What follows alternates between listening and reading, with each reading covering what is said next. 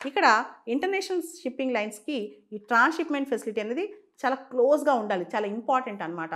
మనం చూస్తే గనక విలింజం ఈ ప్రస్తుతం ఇంటర్నేషనల్ సీపోర్ట్ ఏదైతే మోడీ గారు ఇనాగ్రేట్ చేశారో అది ఇంటర్నేషనల్ షిప్పింగ్ రూట్స్‌కి 10 నాటికల్ మైల్స్ దూరంలో ఉంది. అదే కొలంబో పోర్ట్ 30 నాటికల్ మైల్స్ దూరంలో ఉంది. ముంద్రా పోర్ట్ 250 నాటికల్ మైల్స్ దూరంలో ఉంది. జబల్ ఆలీ పోర్ట్ యూఏఈ దుబాయ్‌లో ఉన్న జబల్ ఆలీ పోర్ట్ 11.35 నాటికల్ మైల్స్ దూరంలో ఉంది.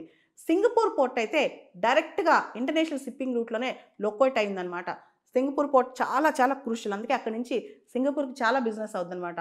డైరెక్ట్‌గా ఇంటర్నేషనల్ షిప్పింగ్ రూట్‌లోనే అది లొకేట్ అయిందనమాట.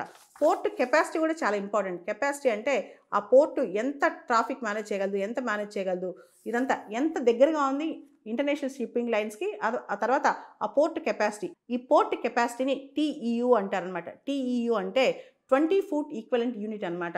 దీనికి సంబంధించి కూడా ఇప్పుడు ప్రస్తుతం ఈ విలింజం పోర్ట్ అనేది చాలా క్రూషియల్. దీని యొక్క ప్రస్తుతం కెపాసిటీ 10,00,000 టీయూస్ ఉంది. అది వచ్చే 10 సంవత్సరాలు, 15 సంవత్సరాల్లో 30,00,000 టీయూస్‌కి వెళ్తదంట.